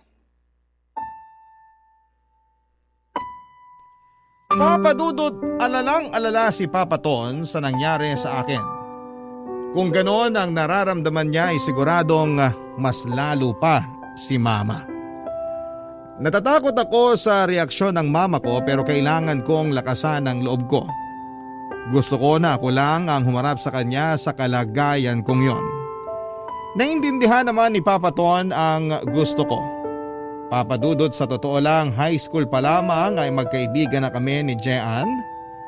Pero kahit kailan simula pa noon, ay hindi pa nagkakilala o nagkaharap man lang sina Mama Jello at Papa Ton. Opo, hindi pa sila nagkakaharap. Nakilala lang nila ang isa't isa sa pamamagitan namin ni Jean. Ang hirap pong paniwalaan pero yun po talaga ang totoo. Siguro po masyado silang busy kaya ang dalang ng pagkakataon para magkaharap sila. Isa pa ay lagi po kasing may nangyayari kapag magkakaharap na dapat sila. Sa totoo din ay hindi na namin masyadong napansin na hindi pa pala sila nagkakaharap. Kasi kapag nasa bahay ako nina Jean ay parang iisang pamilya lamang kami at ganoon din kapag nasa bahay namin kami. Naging iisang pamilya kami nang hindi pa nagkakakilala ng personal ang mga magulang namin. Kaya din sobra naman ang pagpapasalamat sa akin ni Papa Ton dahil sa pagtatanggol ko kay Jean.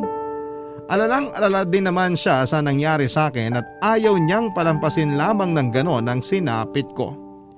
Hinatid ako ni Papa Ton malapit sa amin at namimilit talaga siya. Nasamahan ako pero nakiusap talaga ako na ako na lamang ang haharap kay Mama, Papa Dudut.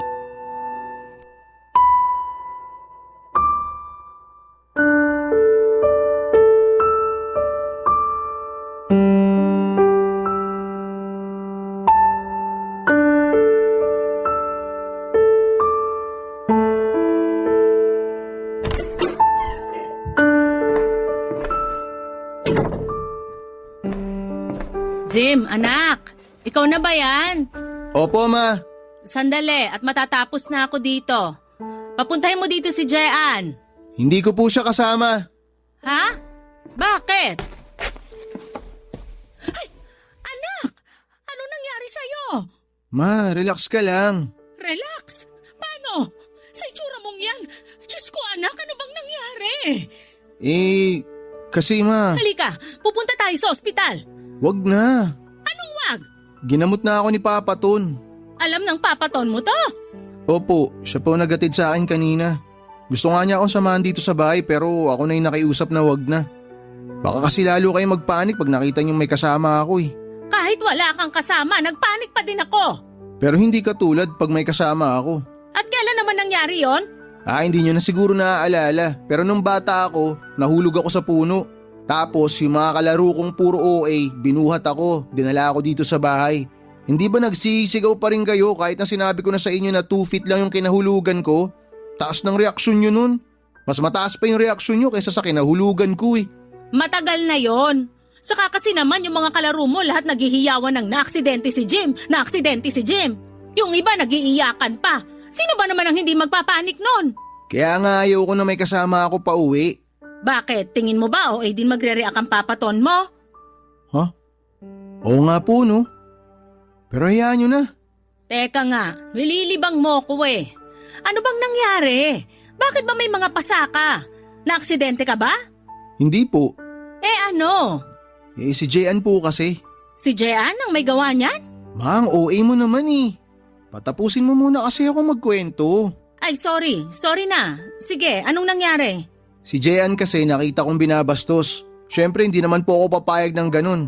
Kaya sinugod ko yun ang babastos sa kanya. Malaki ba? Mas malaki pa ako. Malaki ka pa, pero nagulpi ka. Ma, madami kasi sila. Okay. Teka, nasan yung mga yan? Halika, ituro mo! Ma, pwede po bang bukas na lang? Magpahinga na lang muna tayo kasi gabi na. Hay anak, sigurado ka bang okay ka lang? Wala ka bang nararamdaman? Itong mga pasako lang ang iniinda ko. Medyo masakit pa. Sa loob mo, wala bang masakit? Di ko naman sila kaklose eh. Bakit naman po sasakit ang loob ko sa kanila? Ay, pilosopo ko talaga. Ibig kong sabihin, internal. Sa tiyan, sa ulo, wala ka bang nararamdaman? Pilay, wala ka ba? Wala naman po, Ma. Sige, magbihis ka na muna. Kaya mo ba? Opo, kaya ko. O magbihis ka tapos kakain na tayo para makapagpahinga ka na muna. Sige po. Anak, Ano po yun, Ma? proud ako sa'yo. Sa pagkakagulpi sa akin? Ay, anak naman eh. Hindi dyan sa nangyari sa'yo, kundi sa ginawa mo. Ginawa ko po na ano? Yung pagdatanggol mo kay Jean. Proud ako sa'yo. Siyempre naman, Ma. Kayong mga mahal ko sa buhay, lagi ko kayong ipaglalaban. Salamat, anak. I love you, Mama. I love you, anak. Iiyak po ba tayo? Nakakainis ka naman. Paiyak na nga ako eh. Ma, maghahain ka na lang para wag ka nang umiyak. Magbibihis na lang muna ako. Sandali, hindi ba tayo okay ha? Haharapin pa natin yung mga may gawa niyan sa'yo. Oo, Ma, balik stress ka na naman yan eh. Bukas na natin pag-usapan yan. O siya, basta wala kang nararamdaman na kung ano ha? Wala nga po, Ma. May mga pasa po ako pero gwapo pa rin. Puro kakalokohan.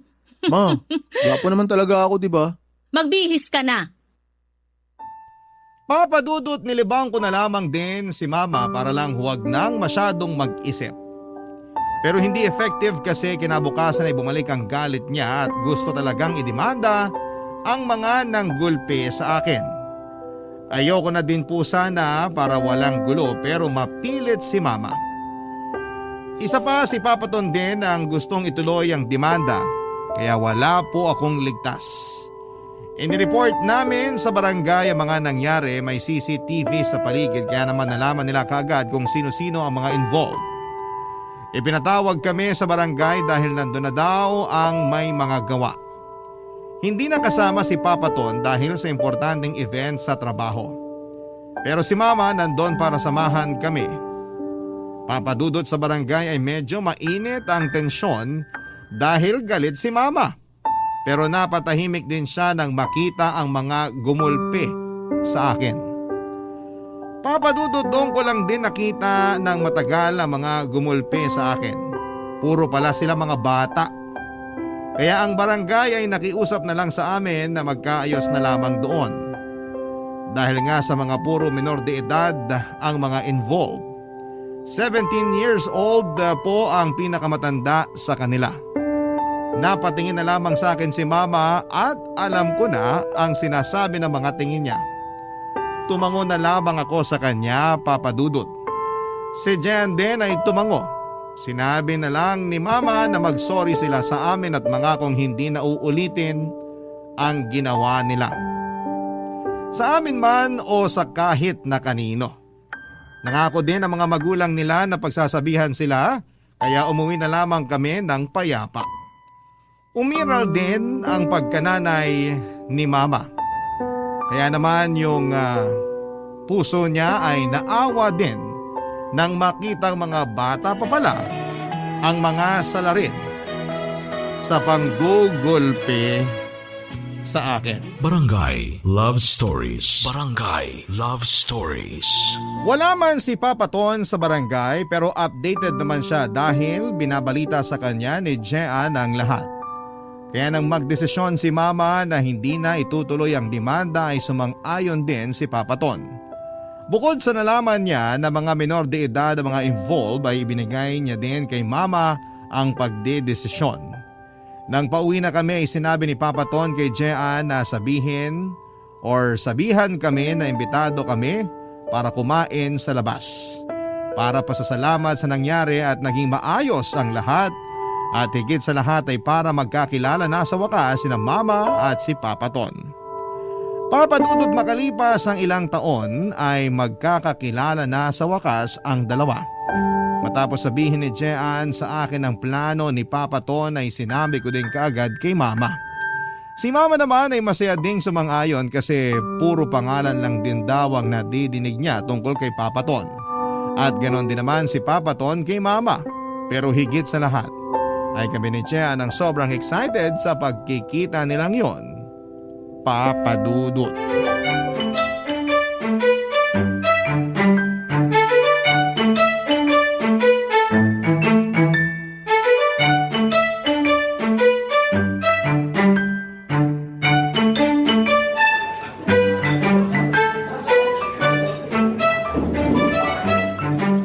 Wala pa sila. Papa, ang aga pa kasi. Pasensya na anak. Excited lang. Mas excited kami ni Jim. Oo nga. Makikilala ko na din ang Mama Jello mo sa wakas. Opo nga eh. At sa wakas nagkaroon din kayong dalawa ng libreng oras at araw. May gagawin talaga sana ako ngayon. Pero hindi ko itinuloy kasi nga, mas gusto ko mabigyan ng oras ang pagkikita namin ng Mama Jello mo. At maipagdiwang natin ang pasasalamat at maayos kayo ni Jim. Padating na din po siguro ang mga yon. Nag-message si Jim na malapit na daw sila eh. Sigurado ka? May oras pa siguro para bumili ng regalo. Regalo? Oo. Para gesture ng pasasalamat sa lahat ng magagandang ginawa ng Mama Jello mo sa'yo. Tara, dyan lang naman sa kabila. Maganda yan, Papa. Tsaka alam mo na naman ang mga gusto ni Mama Jello. Pero magpapaiwan na ako kasi baka dumating sila. Tama anak. Dyan lang naman ako sa labas. Sige, Papa. Sige, mabilis lang ako.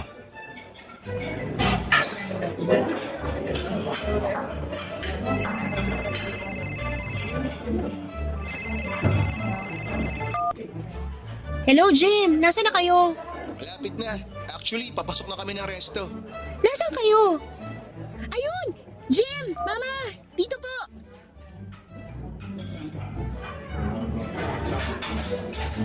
Ano po, Mama? Nasaan si Papa Ton? Ay, nandyan lang. Akala ko hindi na naman kami magkikita eh. Naku ma, hindi pwede. Kailangan magkita at magkakilala na kayo ni Papa Ton. Kaya nga, Mariosep, ilang taon na kami magkakilala pero hindi namin alam ang itsura o boses man lang ng isa't isa. Ganyan din po ang sabi ni Papa. Saan ba nagpunta ang papa mo? Yung totoo, Mama Jello, may binili siya. Anong binili niya? Ay, itong batang to. Bakit ba kailangan mo pang malaman? Siyempre po, baka regalo para sa akin yun eh. Eh, ikaw talaga. Actually, regalo talaga. O, kita mo na ma. Regalo pero hindi para sa'yo. Para kay Mama Jello. Kay mama lang. Ay, bakit ako reregaluhan? Hindi ko naman birthday. Yan yun na si Papa, bilang pasasalamat lang daw. Pasasalamat saan? Para sa pagiging mama ko daw po. Ay, teka. Kailangan ko din palang bumili ng para sa papa mo. Para sa pagiging papa niya kay Jim. Oo nga ma, hindi mo naisip magdala ng regalo. Wag na, Mama, hindi naman kailangan. Ang importante sa kanya, nandito kayo. Nakakahiya pa din. Mama naman, wag niyo na pong isipin yun. Sandali. Ma, huwag ka na nga daw bumili. Ay, hindi naman ako bibili. Naiihi ako. Ay, okay. Nandun po ang CR, Mama, samahan ko kayo. Wag na, kaya ko na. Sandali lang ako. Excited na akong magkaharap sila Papa at Mama. Lalo na ako. We, mas lalo ako. Mas lalo ako. Hoy, ano na naman ba yung pinagtatalunan nyo? Wala po. Oh, nasa lang mama nyo? Nasa toilet po. Ano yung binili mo, Papa Ton? Balabal. Sana magustuhan ng mama mo. Balabal? Shawl. Ah, okay. Kala ko ibang binili mo eh. Ikaw may sabi na mahilig sa balabal. Na mahilig sa shawl si Mama Jello mo kaya ito ang binili ko. Paborito nga ni Mama yan. Ang dami niyang ganyan sa bahay. Pero ginagamit niya naman. Opo, tuwing lumalabas po siya ng bahay, lagi po siya may dalang shawl. O, kita mo na, Papa. Tama ako. Tama ka talaga. Paano ka magkakamali? Lagi kayo nagtitiklop ng mga bagong labang shawl ni Mama sa bahay. Selos ka? Hindi no. Okay lang. Ikaw nga nagsiselos pag nagbabasketball kami ni Papa Ton eh. Nako, baka mamaya magtalo na naman kayo. Dapat masaya ang araw na to ha? Opo, Papa Ton.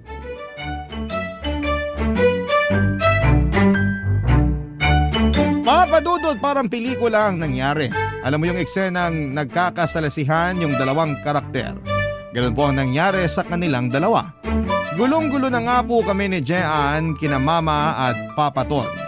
Pero kahit naman po ganon ang nangyayari, kampante at sigurado naman kami na magkikita na sila.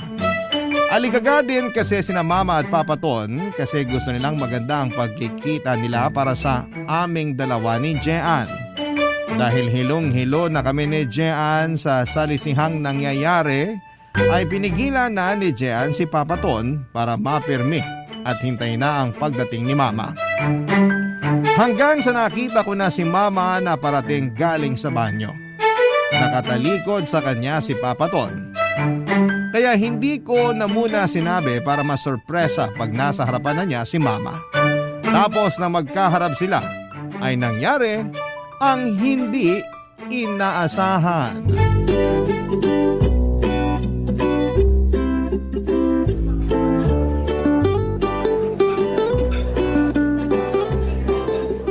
Angelo? Anthony? Parang gulat na gulat kayo. Siya ba ang papaton na sinasabi mo? Opo. Siya si Mama Jello? Yes po. May paton-ton ka pa dyan? Anthony ka lang naman? Ikaw nga, Jumejelo pa. Kasi Angelo ang pangalan ko, kaya Jello. Eh ikaw? O bakit? Ton, galing sa Anthony. Sandali, Papa. Anong nangyayari? Oo nga po, Ma, anong nangyayari? Tsaka bakit para magkagalit kayo?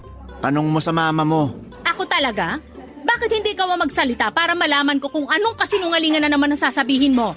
Sinungaling agad? Totoo naman ah! Mama, relax ka lang. Ay, pasensya na anak. Buisit ako dyan sa papa mo. Bakit naman po? Mabait po si Papa Ton. Pagtulog, dun lang siya bumabait. Ikaw nga kahit tulog eh. Ano? Papa, Gulong-gulo na kami. Baka pwedeng pakipaliwanag kung anong nangyayari. Ma, ano ba to? Bakit ka galit kay Papa Ton? Ewan dyan sa mama mo. Ikaw ba tinatanong? Paano? Baka kung anong kasinungalingan din ang sabihin mo. Ako ba ang sinungaling? Ayan, ako na naman ang ituturo mo. Eh sino pa ba? Bakit di ka tumingin sa salamin? Papa, ano ba naman? Bakit kayo nag-aaway? Pinagtitingin na tayo. Dadalawa lang naman ang customer. Papa, kahit isa lang nakakahiya pa rin. Nako! Mapapahiya ang hiya sa papa mo. Wala siya nun. Ma, hayaan mo na muna silang mag-usap. Ako kausapin mo. Mabuti pa nga. Kasi walang kwentang kausap tong tiyonggong to. Jim, anak. Anak? Hindi mo anak yan. Anak ko yan. Ma, ano ka ba? Anak din ako ni Papa. Bakit po, Papa Ton? Mahal kita, anak. Pero ikinalulungkot ko. Kailangan ilayo ko na si Jean sa inyo. Ayun. Damay ang anak. Papa, hindi ako papayag. Ako din po, hindi po ako papayag. Bigyan niyo kami ng malalim na dahilan kung bakit kailangan magkalayo tayo pare-pareho. Kung may problema kayo, dapat ayusin ninyo. Walang damayan. Bakit kailangan maghiwa-hiwalay? Hindi ako papayag. Ako din po, pag nangyari yon, lalayas ako. Ako din po. Kaya sabihin niyo na sa amin kung bakit kayo magkaaway at bakit kayo magkakilala. Ay, please naman po, kung mahal nyo kami, ibigay nyo na sa amin yung sagot. Anak, Jean, Jim, matagal na kaming magkakilala ni Angelo. Pero matagal na din kaming hindi nagkikita. Bakit po? Ano po bang kaugnayan at alitan nyo sa isa't isa? Anak, bago naging kami ng tatay mo, nagkaroon kami ng relasyon ni Anthony. Nagkarelasyon, nagpakasal. Kasal? Teka, totoong kinasal kayo? Oo, anak. Kaya hindi kami nakapagpakasal ng mama mo. Kasi kasal kami ni Angelo. Yun din ba ang dahilan, ma, kaya hindi kayo kinasal ni Papa? Oo, anak. Kahit wala na kami ni anumang komunikasyon ni Anthony, hindi pa din kami pwedeng magpakasal kasi kasal kami sa isa't isa. Hindi na namin ginawang legal ng paghihiwalay. Basta hindi na lang kami nagkita.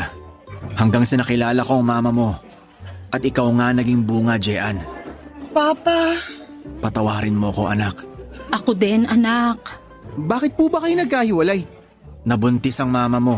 Ano? Hindi ako nabuntis! Ikaw ang may ibang babae! Yun ang dumating sa akin na balita nung nasa biyahe ako sa Visayas. Nabuntis ka daw. Baliw ka pala eh! Yung kapatid ko ang nabuntis nun, si Angeli. Ikaw nga ang nambabae eh. Kitang-kita kayo ng mga taga-atin papuntang ospital dahil nanganganak yung babae mo. Wala akong ibang babae. Yung hinatid ko sa ospital, hindi ko kilala yun.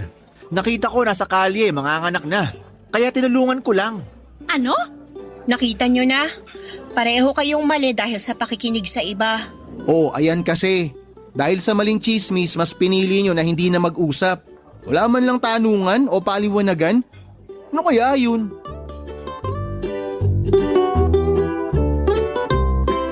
Papa Dudut pahiyang-pahiya sa isa't isa sina Mama at si Papa Ton.